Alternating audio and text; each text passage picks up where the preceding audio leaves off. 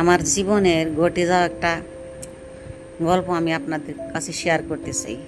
আমার বয়স যখন 7 বছর তখন ঘটনাটা ঘটলো। আমার পাশের বাড়ির এক চাচা আছে, ওনার উচ্চতা প্রায় 6.5 ফুট। তখন তো মাপের জিনিস ছিল না, এমনই হইব আর কি উচ্চতাটা। উনি আমাদেরকে অনেক আদর করতো, উনি আমাদেরকে কাঁধে নিয়ে ঘুরতো, কুলে নিত। আমার আব্বা একদিন বাড়িতে নেই, বেড়াইতে গেছে মনে হয় আমার খালার বাড়িতে। আমি, আমার মা, আমার ভাই বসে আছি রুমে। আমার চাচা আসলো, চাচা এসে আমার আম্মার সাথে গল্প গুজব করলো। করতে করতে প্রায় রাত্র 10টা বেজে যায়। এরপর চাচা আমাদের রুম থেকে বাইরে চলে যায়। চলে যাওয়ার পরে মা আমাদেরকে বললো, তোরা পেশাব কর, আমরা গোয়াল ঘরটা দেখে আসি। আমার মা এখানে দরজার সামনে, আগে তো কারেন্ট ছিল না, হারিকেন ছিল, হারিকেনটা রেখে মা বাড়ির বাহিরে গোয়াল ঘরে চলে গেল গরু দেখে আসার জন্য। আমি আর আমার ভাই পেশাব ছেড়ে দাঁড়াইলাম। আমার ভাইয়ের আগেই আমি ঘরের দিকে আসতে চাইলাম, এমনি দেখলাম কি আমার পাশের বাড়ির ওই যে চাচার মতো একজন লোক উঠান দিয়ে যাইতাছে। তো আমি ভাবলাম আমার ওই চাচা মনে করে আমি ওনার পিছন পিছন যাওয়া শুরু করলাম। চাচা মনে হয় 1 হাত সামনে, আমি 1 হাত পিছনে। চাচা বলে পিছনে হাঁটতেছি, চাচা কিন্তু পিছনে তাকায় না, যাইতে আছে শব্দ দিয়ে চাচা চলে যেতেছে। এরপরে জঙ্গলের রাস্তাতে চাচা গেল গা। আমাদের জঙ্গলের পরে হইল আলিয়া মাদ্রাসার মাঠ পার হইল। তারপর চাচা কিন্তু কথা বলতেছে না, কিন্তু একটা আওয়াজ মুখের মধ্যে একটা আওয়াজ। আমার মতলব হইল চাচা কেন আমাকে এখনো কাঁধে উঠাইতেছে না বা কুলে কেন নিতেছে না, এই মনে করে আমি চাচার পিছন পিছন যাইতেই আছি।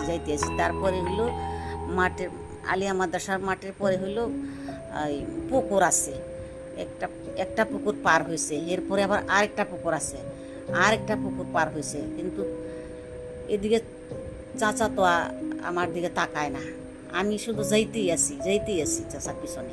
চাচা তাকায় না, মনে হয় আধা ঘন্টা বা 40 মিনিট হয়ে যাবে। এই দিক দিয়ে আমার মা আমাকে খুঁজতেছে, ও কোথায় গেল। কিন্তু আমি চাচার পিছন পিছন যাইতে আছি। চাচা আমার দিকে তাকায় না কেন। আমি দৌড়তে পারতাছি না, আমি দৌড়তে পারতাছি না। এরপরে 3-4টার দিকে পার হয়েছে পুকুর। পার হওয়ার পরে ওইখানে বিরাট বড় একটা শিমুল গাছ আছে। ওই শিমুল গাছের গোড়ায় যে চাচা যেমন পাও লম্বা করিয়া উঠে গেল। ওঠার পরে এখন তো আমি আর চাচাকে দেখতে পাইতাছি না। এখন গাছের মধ্যে দেখলাম উঠলো, পা লম্বা করে দিয়া, এখন চাচা আর নাই। তারপরে চাচা এমনি মিশে গেছে গা। এখন আমার ভয় লাগতাছে, চাচা গেল কোথায়। তখন আমি কাঁদতাছি। এর মধ্যে আমাকে সবাই খুঁজতেছে, খুঁজে ওই দিকে গেছে। আবার আমার ভাই বলল যে ওই পাশের বাড়ি শামসুদ্দিন চাচার পিছন পিছন চাচা বললা দেখলাম কি যাইতাছে।